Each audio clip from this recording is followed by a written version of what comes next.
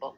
ሶ ዝሆኔ ብዙ ነገር ስትናገረውና ስታወራ ስትዘልፈው ስታንቋሽሸው አንድ ቀን ማለት ነው አንድ ቀን መልስ መልሶላት አያውቅም። በነገራችን ላይ ዋና ፖይንቱን ልነግራችሁ ነው። መልስ መልሶላት አያውቅም። ዝም ዘ ኬዝ ስለሆነ ማለት ነው። ገባችሁ? የእሱ ኬዝ በመንግስት የተያዘ ስለሆነ ሂዳ ዝሆኔ ባለጌ ናት ሂዳ ብዙዎቹ ኢሮፕ የሚገቡ ስደተኞች ወንድሞቻችን ኢትዮጵያዊንን ብሎ አይደለም ፓስፖርት ያው እንደምታውቁት አይደለ የሚሰጠው እንደዛ አይደለም። ያው ሌላ ብሔር ዜጋ ጠርተ ነው የምትቀበለው።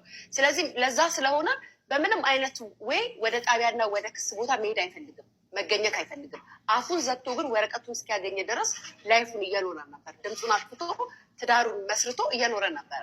ዛሬ ላይ ግን ደጋግማ አታክ ስታደርገው ወጥቶ በቃሽ እከስሻለሁ ብሎ መልስ ሰጣት። አይደለ የሀገሬ ልጆች ፖይንት ያዙልኝ፣ ነጥብ እያያዛችሁልኝ ብሎ መልስ መለሰላት። ከዛም በኋላ 2 ቀን ሙሉ ከላይቭ ስትሪም ወይም ደግሞ ከቪዲዮ ፋኒ ምንም አይነት መልስ አልሰጠም፣ ምንም አይነት ንግግር አልተናገረም። ባለቤቱም በታ ምንም ነገር አላለችም።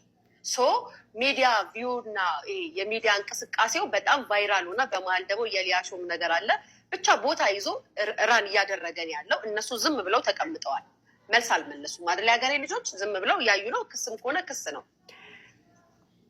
በመጀመሪያ ደረጃ ዝሆኔ ቲያትር ትወዳለች፣ ፊልም ትወዳለች። ሰው ላይ ለብር ሲባል ምንም ታደርጋለች። መታረድ ካለብህም ታሳርድሃለች።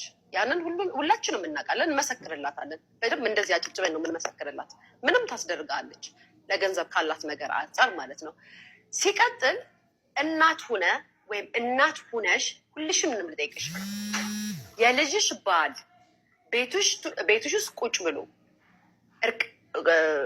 እቃውን አውጥቶ ሲያሳይሽ የትኛውም እናት አፏን ዘግታ ልትቀመጥ ትችላለች። እሱን ግን ጠፍጥፋ ደብድባ ቤት ውስጥ ኃይለኛ ጦርነት ተነስቶ ሊወጡ ይችላል። ምክንያቱም ይሄ ትልቅ ነገር እኮ ነው። ምንም ለሰው መውራት የማይጠበቅብን እርቃንን እቃው ሹሹላህን ስታወጣ ዘለ ወደ ፖሊስ ጣቢያም አይደለም የምትሄደው። እናት ነህ። በገዛ ቤትክ በገዛ መኖሪያ ቤትክ እቃን ስታወጣ ለህዝብ ለእሷ ስታሳይ እናት ናት። አናችን ብላ ተገላግለዋለች።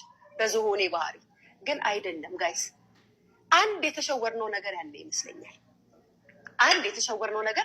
ይመስለኛል። ነይ ብሎ ካርቲያችን ነው እንደጋገመችው ማሪ ብሎ ከሁለቱም እሷንም ያችኛዋን ከታች ዝቅ አድርገት ደጋገመችው ማሪ በቃ ቅድም እሷ አይደለችም። እሷንም ቀጥለሽ ከላይ ያለችው ከልቃይ ጥኖ ዝቅ አንዲ አትደጋግሙ፣ ኮሜንት አትደጋግሙ፣ ችግር የለውም። ሌላ ቤት እዚህ ቤት አይቻልም። በቃ ሁለቱ ናቸው እና አደረገች ማለት ነው። የሀገሬ ልጅ ይህን ነገር አደረገ።